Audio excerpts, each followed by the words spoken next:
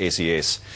Well, the suspense is almost over. On Sunday, we'll finally know the federal government's carbon tax price, who it will apply to, who will be compensated and who won't be. But this afternoon it's emerged the government is spending almost $1 million on market research into its carbon price advertising campaign. We're joined now by the Shadow Climate Change Minister Greg Hunt in our Canberra studio. Good afternoon. And good afternoon, Brett. This sort of campaign research, is that common practice by governments? Well, I believe that this is almost unique.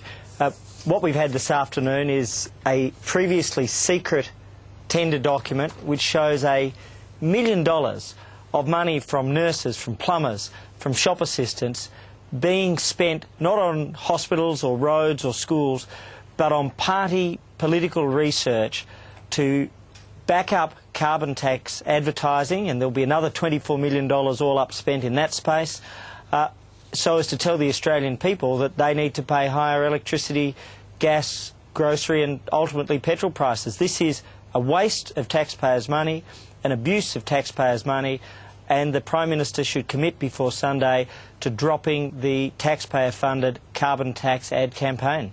We heard from the coal industry today claiming the carbon tax will cost up to 3,000 jobs, if not more. The government's describing that as alarmist. Which side of the fence are you on?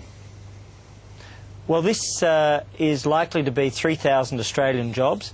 I certainly wouldn't be taking, and I'm sorry to say this, the Prime Minister's word given her pre-election promise of no carbon tax, and that's 3,000 Australian jobs simply to be replaced by new coal jobs in Indonesia or China. So it's not about reducing global emissions, because it sends the jobs and the investment straight to China and straight to Indonesia, so it will hurt Australia, but it won't reduce emissions. Well, Julia Gillard will release details of the carbon tax on Sunday. She has the support, it would appear, of the independents. Does that mean the fight's over as far as the opposition in terms of being able to actually do anything practically? Well, no, we will take this fight up every day on behalf of ordinary Australians who were promised they wouldn't have higher electricity and gas and grocery and ultimately petrol prices, and we will take that fight up right through to the election and beyond the election.